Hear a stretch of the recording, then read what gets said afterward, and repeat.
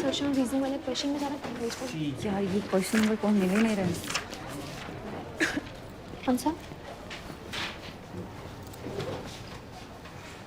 यार ये question number 4 sir ने कहाँ से दिया है ना, पूरा एनसीईआरटी किताब में देख लिया, कहीं दिख ही नहीं रहा। एनसीईआरटी के डायग्राम और फुटनोट कभी ओवरलुक मत करना, वहाँ से भी क्वेश्चंस आते हैं।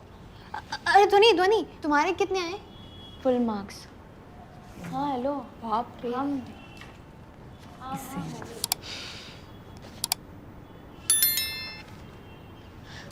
तुम्हारे कितने हैं श्री? अरे बता सकती हो, मेरे भी कम ही आए। 15 out of 20। Single digit, below 5। 2 number आए हमारे। पर यार पेपर तो इतना टफ भी नहीं था। हाँ 11 का बहुत बेसिक क्वेश्चन ही आए थे। हाँ तो नहीं आता ना, मैं बेसिक नहीं किए थे पढ़ाई 11th में। बोर्ड में 53% आए थे हमारे, और कुछ जाना तुम्हें? तो ठीक है ना, लेकिन हम पे क्यों चिढ़ रही हो? अरे बात ही तो कर। चल 53% वाले से अब क्या एक्सपेक्ट कर सकते हैं? मुझे तो लगता है इनको डॉक्टर भी नहीं बनना। इन्होंने सिर्फ भीड़ बनाने आते हैं, 10 साल में भी नीट क्लियर नहीं होगा। बात ही तो करें कि सब कुछ नहीं था।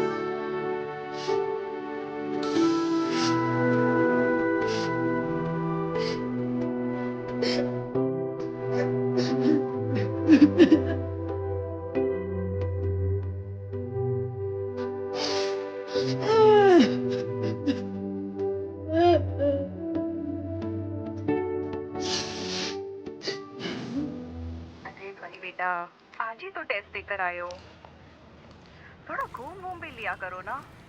आखिर कोटा में कुछ तो होगा देखने लायक। अरे हाँ हाँ मम्मी, पिछले हफ्ते ही तो गई थी। ये गडरिया महादेव, अरे बहुत सुंदर जगह है। एक तरफ पहाड़ घना जंगल और दूसरी तरफ मंदिर, और बीच में चंबल रिवर। क्या सही वाइब आती है मम्मी। अच्छा चलो ठीक है, अब रखती हूँ मैं, पढ़ना है मुझे। Okay bye bye. बाय।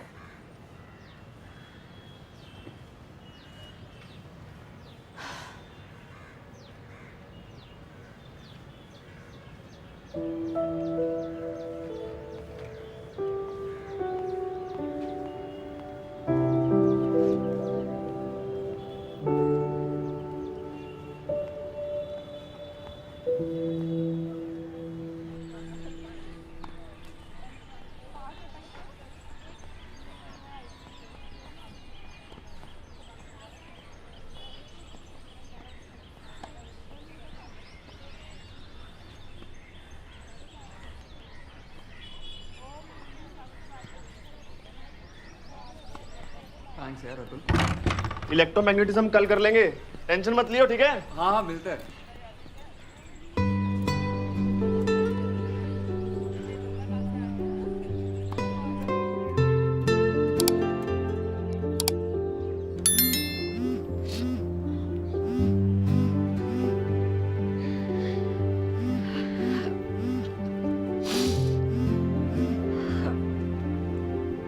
हाँ पापा।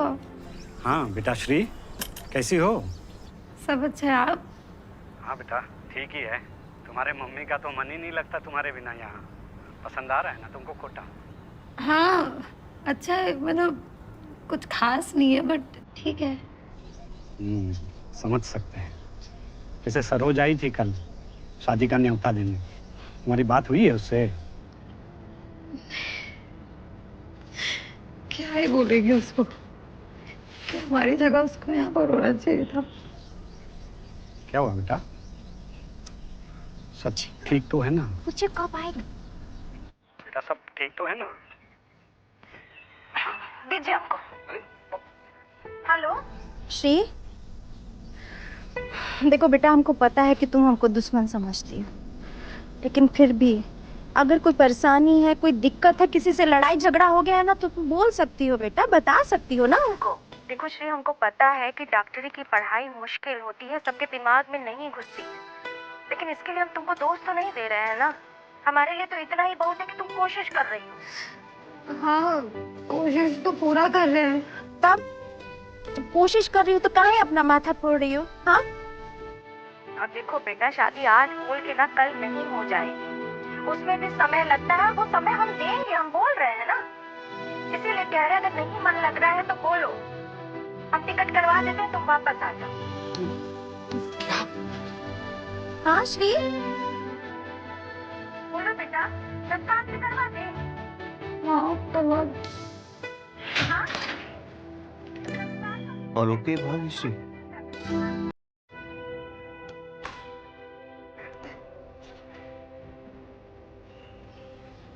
गिटार प्रैक्टिस के नाम पे तुम फिजिक्स की एक्स्ट्रा ट्यूशन लेते हो? बार्टर सिस्टम है, बदले में केमिस्ट्री मैं पढ़ा देता हूँ।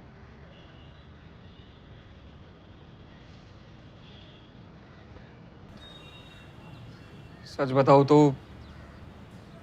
फिजिक्स इज माय अकीलीज हील, इसलिए लास्ट ईयर नीट क्रैक नहीं कर पाया। 11th का बस या 12th का? दोनों, पूरा फाउंडेशन ही हिला हुआ है। जब उस दिन तुम लोग कैंटीन में सिलेबस डिस्कस कर रहे थे तो it really made me anxious, because I realise कि सिर्फ 10 ही महीने बचे हैं, I have a lot to do. Maybe that's why I acted the way I did. Sorry, मुझे पता नहीं। It's okay. If you don't mind me asking, last attempt में तुम्हारे कितने आए थे? 587. कोई भी अच्छा कॉलेज तो मिल जाता। I only want AIMS Delhi.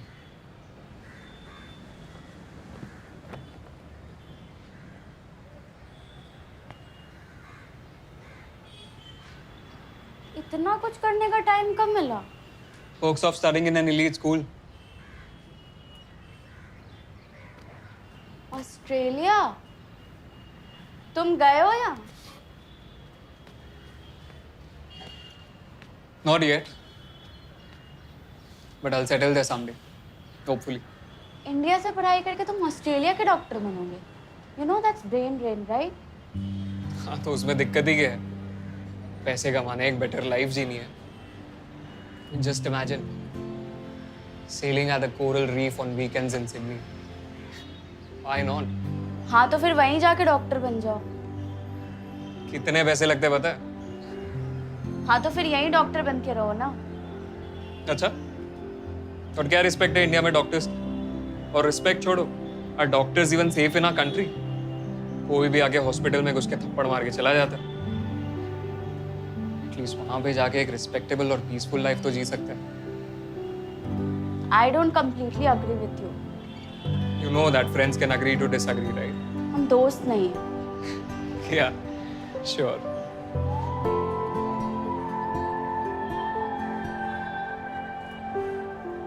तो घर वापस जा रही हो? हाँ सर। कब लौटोगी? पता नहीं, टेस्ट में 2 नंबर आए हैं हमारे सर। ये 2 नंबर क्यों आए, ये सोचा है कभी? सोचने की ज़रूरत है क्या है सर, सब्जेक्ट ही ऐसा है, सब कुछ तो रटना पड़ता है। बहुत सारी चीज़ें तो बिना सोचे समझे रटनी पड़ती है। हमें तो यही समझ में नहीं आता है कि डॉक्टर को इतनी रटने की ज़रूरत ही क्या है। सर हमें लगता था कि डॉक्टरी का एग्ज़ाम ना बड़ा दिमाग वाला एग्ज़ाम होता है। नहीं, हम ये नहीं कह रहे कि हम में बहुत ज़्यादा दिमाग है, मगर सर यहाँ आके तो ऐसा लगता है कि अच्छा डॉक्टर वही बन सकता है जिसमें रटने की ताकत हो। स्कूल में कहते थे कि मत रटो, और यहाँ कहते हैं रटो। सर हम नहीं, आप लोग कंफ्यूज हो। Fair point. Now let's all come. India में एक डॉक्टर को एक दिन में कितने पेशेंट्स देखने पड़ते हैं पता है? कितने? अगर प्राइवेट हॉस्पिटल हो तो 15 से 20 और सरकारी हॉस्पिटल हो तो 100 से 150। और सिर्फ देखना ही नहीं, दवाई भी प्रिस्क्राइब करनी है। अब मेमोरी पावर स्ट्रांग ना हो तो कौन सी बीमारी के लिए कौन सी दवाई देनी है ये याद कैसे रहेगा?